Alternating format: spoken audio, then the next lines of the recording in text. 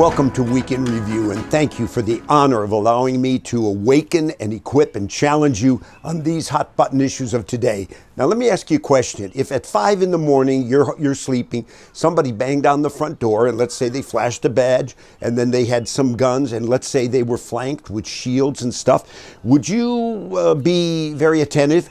I want to ask you to be attentive in the same way. And I want to share something with you you may not know. Look at this. Let me read this to you. It says here that furthermore, in April of 2023, the Department of Justice Inspector General Michael Horowitz testified before a House committee that more than 1 million secret searches of Americans conducted by the FBI were made erroneously. Whoa, that's sobering. Now, we are in a time where we see all kinds of spotlight on the Federal Bureau of Investigation. And recently, a poll revealed that the FBI is really, in terms of public perception and respect, at its lowest point ever.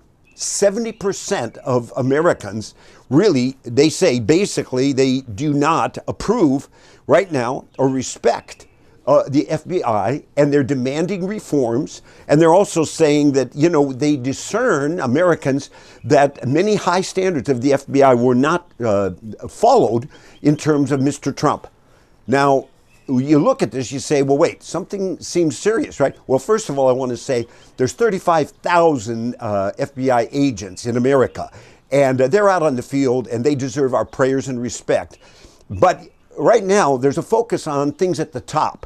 You may have noticed in the past what it's been. For 4 years, bang, we had a director, another director, and now we have another director. And there's something, as people say, rotten in Denmark. And what I want to share with you is a quiz so that I can ask you some questions, and then you can answer these. These are fact-based. This is not hysteria. This is not some kind of, imaginary stuff. This is real. And I don't know if you're like me, but man, I grew up watching the FBI program on TV with Ephraim Zimbalist Jr., and it was always about integrity and honor and impeccable reputation. And then there was a movie, Turner Classic, maybe you saw it, with icon Jimmy Stewart, the FBI story. And there's still programs saying there's been movies, Mississippi Burning and To Catch a Thief on the FBI. FBI files, and these programs still are on cable and TV. So there's a high respect, but people are saying something seems amiss. So there are some things that have been surfacing. And recently, the director, Christopher Wray, appeared before the Congress. And my wife and I, we watched it. I don't know if you saw it, but personally, this is my perspective and my opinion. I was embarrassed, and I was extremely disappointed in this man's, what I would say, rope-a-dope performance.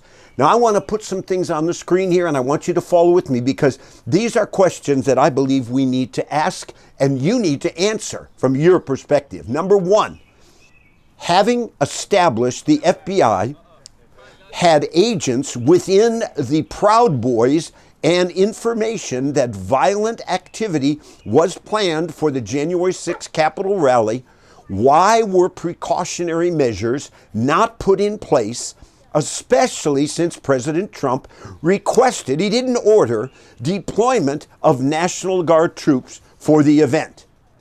Number two, when the FBI whistleblower admitted he had evidence that then Vice President Biden received money from his son Hunter and brother Jim, and that agents gave the information to Mr. Christopher Wray, why did he refuse to share this information with the congressional investigation? Number three, why was the unprecedented Roe v. Wade Supreme Court leak and White House cocaine discovery just left unsettled rather than vigorously investigated? If it was anthrax, would there be immediate testing for DNA and an aggressive search?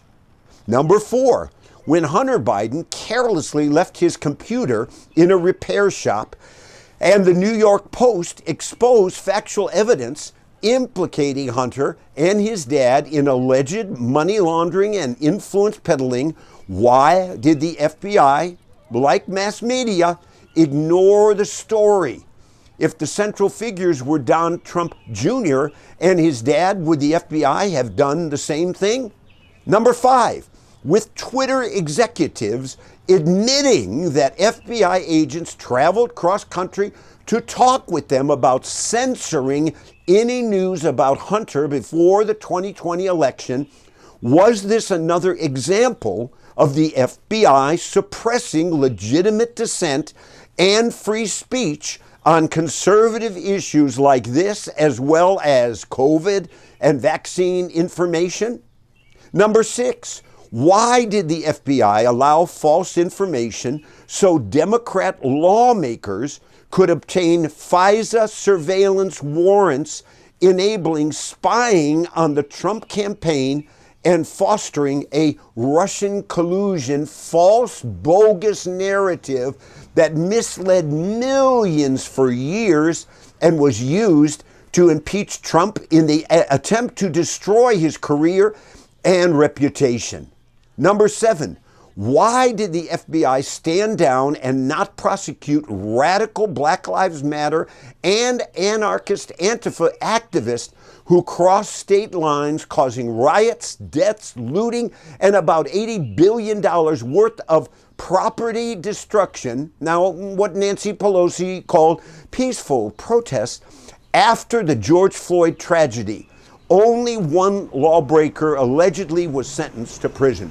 Number 8, why has the FBI ignored the destruction, defacing, and desecration of hundreds of Catholic churches and crisis pregnancy resource centers after the overturning of Roe v. Wade?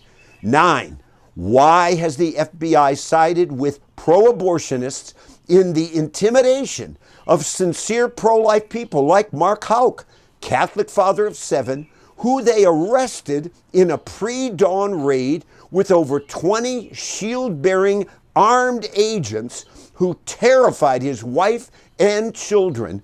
Later, he was declared not guilty on all counts in his home state of Pennsylvania. And number 10, at the critical time in our nation's history, right now, should we not be shocked at Director Wray's inability in the hearing to even define disinformation, leaving us grappling with the elephant in the room, which is what? Here it is. Is the FBI now politicized and weaponized as an arm of the current administration and targeting people who disagree with its leftist progressivism? Now, we can no longer be apathetic or just distracted and say this isn't important. This is the agency that is assigned with what? Protecting you and me, our families, our nation, and dealing with criminals. When you study the history of the FBI, you can see where they worked hard to do what? Well, to eliminate basically the Ku Klux Klan, communist infiltrators in this country. How about the Mafia? Man, we applaud, we pay tribute. But when something gets off course, it's got to be addressed and there has to be accountability.